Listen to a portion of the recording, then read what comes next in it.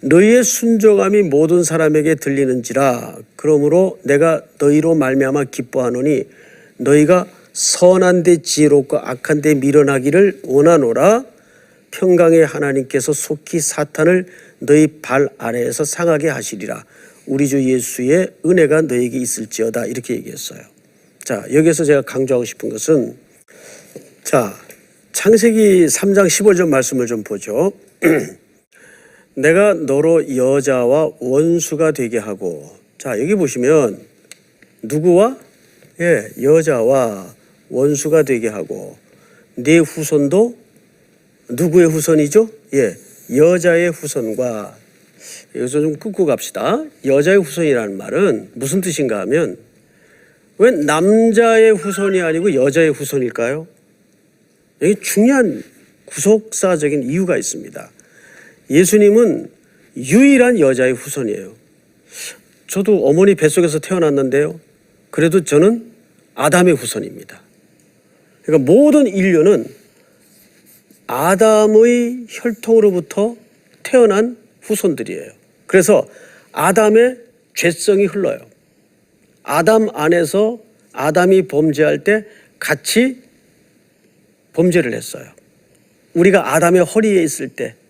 그래서 우리는 원죄가 있습니다. 그래서 예수님은 아담의 족보로는 오시지만은 예수님은 동정녀 마리아를 통해서 오세요. 그래서 예수님에게는 남자의 피가 섞이지 않는, 그러니까 아담적 죄성이 흐르는 그 혈통이 섞이지 않는 순수 여자의 후손이에요. 그래서 이 동정녀 탄생은 우리 구원에 굉장히 중요한 기준이 됩니다. 여기에 어떤 이론도 개입될 수가 없어요. 물론 예수님은 족보로는 죄인의 족보로 들어오세요. 그렇죠? 그렇지만 그분의 탄생 자체는 남자와 여자의 관계를 통해 태어나신 분이 아니라 순수한 누구의 후손이에요? 그래서 여자의 후손이라는 표현이 굉장히 중요합니다. 여자의 후손과 뭐가 되게 해요? 원수가 되게 하리니 여자의 후손은 네 머리를 상하게 할 것이요. 여기 머리라는 말은 머리가 상해지면 이미 죽은 거예요. 이제 죽는 시간이 남아있을 뿐이죠. 누가 지금 그런 운명에 처해 있다는 겁니까? 사탄이 그런 운명에 처해 있다는 거죠. 이게 이미 결정됐어요. 승패는 끝났어요. 이제 그것을 최종적으로 확인하는 시간만 우리 앞에 놓여져 있는 거라고요. 너는 그의 발꿈치를 상하게 할 것이니라. 발꿈치는 예수님이 받으실 고난을 은유적으로 표현한 내용입니다. 그래서 이 창세기 3장 15절 말씀을 원시 복음이라고 그래요. 자, 이 얘기를 제가 이쯤에서 왜 하냐 하면, 자, 오늘 세 가지 주제가 초점이 있다고 말씀을 드렸어요. 첫째가 뭐죠? 살피라, 경계하다, 하나님의 말씀을 먹인다, 이런 뜻이라고 말씀을 드렸어요. 개혁도 좋고 변혁도 좋고 다 좋지만 항상 하나님의 말씀에 기초하지 않는 개혁, 기초하지 않는 변화, 위험한 거예요. 첫 번째는 한국교회가 하나님의 말씀으로 다시 진정한 부흥이 도래하는 일입니다. 두 번째가 뭐죠? 두 번째는 속지 말라. 미혹해 하는 일들이 너무 많기 때문에 속지 말라. 우리 주변에는 불량식품들이 굉장히 많아요. 그걸 먹으면 탈이 나요. 공동체가 병이 듭니다. 그래서 이단들에 대해서는 교회가 조금 냉정하고 단호할 필요가 있어요. 거기에 온정이라는 것은 있을 수가 없어요. 그리고 지금 다루고자 하는 내용이 뭐예요? 네 머리를 상하게 할 것이라는 말은 무슨 뜻입니까? 최종적 승리를 믿으라. 우리 가는 길이 멀고 길고 험한 어려움 속에 있어요.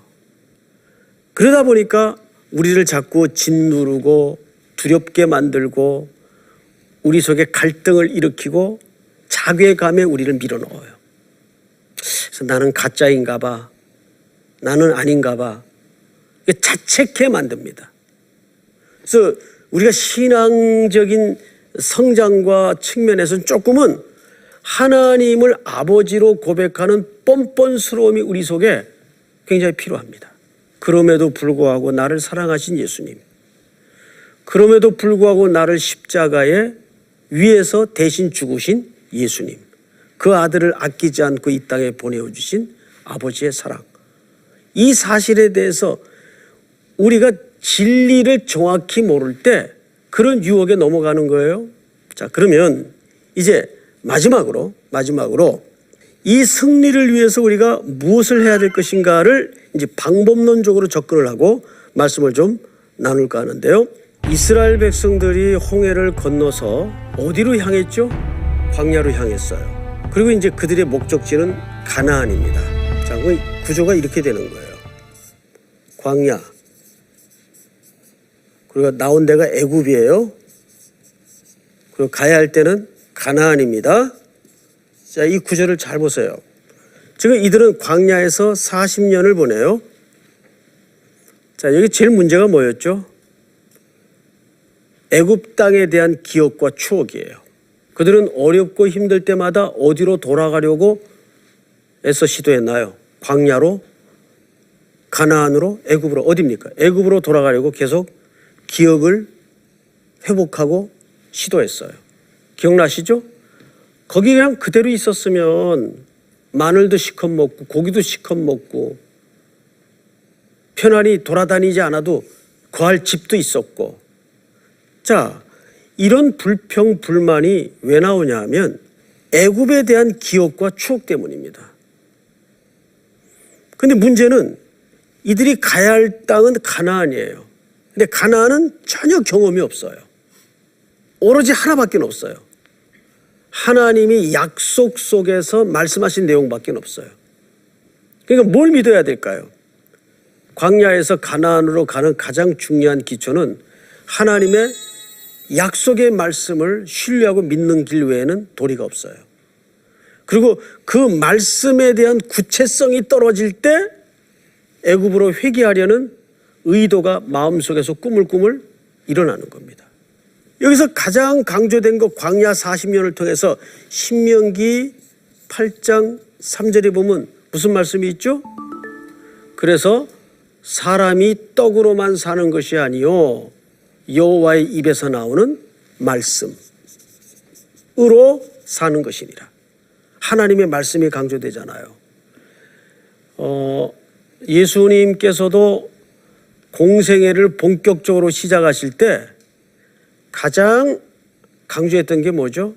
사탄이 여러 가지로 시험을 들이대니까 예수님이 꺼내들었던 카드가 바로 이 신명기 말씀이에요. 바로 이 말씀이에요. 사람이 떡으로만 사는 것이 아니요. 적어도 예수님도 하나님의 말씀에 대한 구체성을 가지고 있었어요. 근데 그 구체성과 기대가 떨어질 때 우리는 여지없이 애굽으로 회귀하려는 시도가 내면에서 일어난다고요. 광야 40년을 가만히 조사해 보면 원래 이 길은 신명기 1장 1, 2절에 10하루면 들어가는 길이라고 정확하게 나와 있어요. 그런데 3절에서 뭐라 그러죠? 제40년 이렇게 시작이 됩니다. 그러니까 10하루면 들어갈 길을 40년 돌아다녔다는 얘기예요. 11일 길을. 여러분 11일 길을 40년 돌아다닌 걸 뭐라 그러죠? 낭비라 그래요. 성경은 이 낭비라는 개념과 방탕이라는 개념을 같이 봐요. 동일한 개념으로 봐요. 방탕이 뭐냐 하면 뭐 주색 잡기 하고 호색하고 음란하고 그것도 방탕의 한 일종이긴 하지만 성경적인 방탕의 개념은 아니에요. 성경에서 방탕하다 할 때는 낭비했단 말이에요. 뭐를? 세월을. 그래서 에베소 5장에 보면 때가 악하니라 세월을 아끼라. 그래서 나오는 얘기예요. 그런데 이 낭비가 왜 찾아오죠? 왜 이런 10하루면 들어갈 길을 40년씩이나 돌아다니는 일이 가능해질까요? 딱 하나 때문입니다. 불순종. 불순종이라는 것은 단순히 말 안 듣고 그런 개념이 아니고 하나님의 통치 밑에 자기 인생을 두지 않는 모든 시간은 불순종이에요. 그 결과는 낭비고 방탕으로 오는 겁니다. 이것이 세월을 낭비하는 결과가 돼요. 간단히 이야기해서. 오늘 우리가 최종적인 승리를 믿기 위해서는 첫 번째, 광야의 40년 시간 동안 가장 핵심적인 문제가 하나님의 말씀에 대한 구체성이 떨어질 때, 그 말씀에 대한 확신이 떨어질 때 자꾸 하늘의 기적을 구하고, 여러분 하나님께서 하늘에서 떡을 내리신 것은 이런 이유 때문입니다. 백성들이 요구했어요. 고기도 먹고 싶다, 부추도 먹고 싶다, 마늘도 먹고 싶다, 떡을 달라, 물을 내라. 하나님이 떡을 주고 물을 줬죠. 결과 그 떡과 물의 기적을 경험하고도 이스라엘 백성들이 하나님을 잘 순종했던가요? 40년 동안? 전혀 아니에요. 한 번도 옳게 하나님을 따르고 순종했던 적이 없어요. 그래서 사람이 떡으로만 사는 것이 아니요를 확인시키는 거예요. 그러니까 광야의 수많은 기적들은 백성들이 필요를 따라 요구했던 기적들인데, 그 기적을 통해서 백성들이 온전하게 하나님께 순종하지 않더라고요. 그걸 확인시키는 거예요. 이 기적은.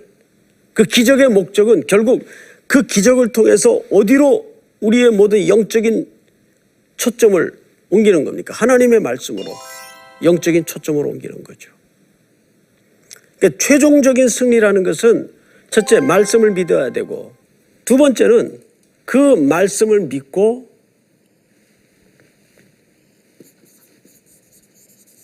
함께 순종하는 것이 필요해요. 우리는 말씀을 지식으로만 받아들여요.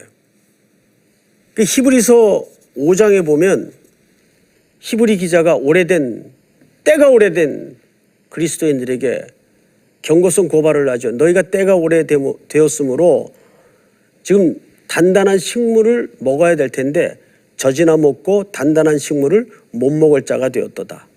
왜? 여기에 이런 중요한 의 말씀을 경험하지 못했기 때문이다. 이 경험이라는 얘기를 써요. 이 경험이라는 얘기는 굉장히 강렬한 얘기입니다. 마치 그 부부가 관계를 맺는 듯한 하나됨을 얘기하는 거예요. 그런데 문제는 그 말씀이 삶으로까지 내려오지 않는다는 거예요. 그래서 마지막으로 여러분, 로마서 우리가 12장을 잠깐 공부를 한 적이 있지만 이렇게 돼 있어요. 그러므로 형제들아, 내가 하나님의 모든 자비하심으로 너희를 권하노니 너희 생각을, 너희 몸을 하나님이 기뻐하시는 거룩한 산 제사로 드리라. 이는 너희의 드릴 영적 예배니라. 영적 예배라는 것은 형식적인 예배의 틀을 넘어서서 삶으로 드리는 예배, 몸으로 드리는 예배란 말이에요. 그 이야기를 산 제사로 여기서 표현하지 않습니까? 로마서 전체 구조 속에 11장까지는 교리, 복음의 원리, 그리고 12장서부터 16장까지는 어떻게 살아야 되는가? 이 삶의 예배라고, 삶의 이야기라고, 전부 다. 그래서 여러분, 로마서 16장 마지막 부분에 보면 문안과 인사 내용이 등장을 하는데 생소한 이름들이 굉장히 많이 나와요. 여러분 가끔 미술관 가서 그 그림들을 보면은 대체적으로 명작들의 공통 주제가 뭡니까? 사람이에요. 제가 지난주에 프랑스의 그 오르세이 미술관을 박물관 겸 간 적이 있어요. 흔히들 얘기를 그렇게 하더라고요. 오르세이는 반드시 가야 되고 시간이 남으면 루브르를 가라. 오르세이를 갔더니 많은 수백 년 전 미술가들의 그림들이 걸려 있는데 그 명화들의 공통적인 주제가 사람이에요. 결국 로마서도 마지막에 뭘 강조합니까? 사람 이름들을 열거하면서 이 공동체를 우리가 삶으로 어떻게 섬겨야 되는가. 다시 상기시킵니다. 우리는 두 가지로 부름을 받았다 그랬어요. 첫째가 개인적인 구원으로 부름을 받고, 두 번째가 공동체, 교회 공동체 한 일원으로 부름을 받았다는 사실입니다. 이 말씀이 다시 한번 우리 모든 성도들에게 몸으로 산제사를 드리는 로마서를 살아내는 우리 CGN TV 모든 시청자들이 될 수 있기를 간절히 축복합니다.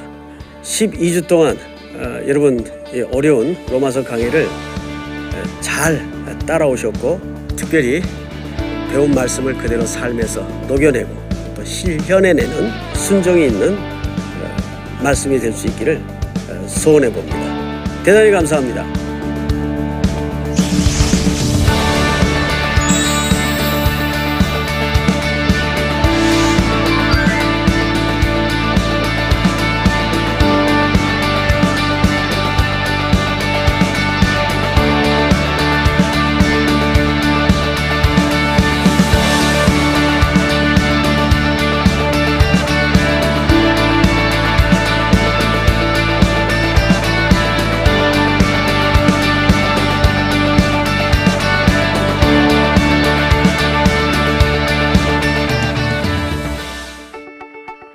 안녕하십니까. 저는 동촌 제1교회를 섬기고 있는 장성훈 목사입니다. 이번에 저와 함께 고린도 전서를 통해서 12주를 여러분들과 만나게 될 겁니다. 제목은 십자가에도 하나님의 능력이라고 하는 제목입니다. 고린도 교회는 많은 문제가 있었던 교회고 현대 교회와 별반 다르지 않습니다. 고린도 교회의 상황을 보면서 바울이 제시한 해결책을 통해서 오늘날 교회 문제도 해결할 수 있는 방법을 제시하고자 합니다. 많은 시청 부탁드립니다.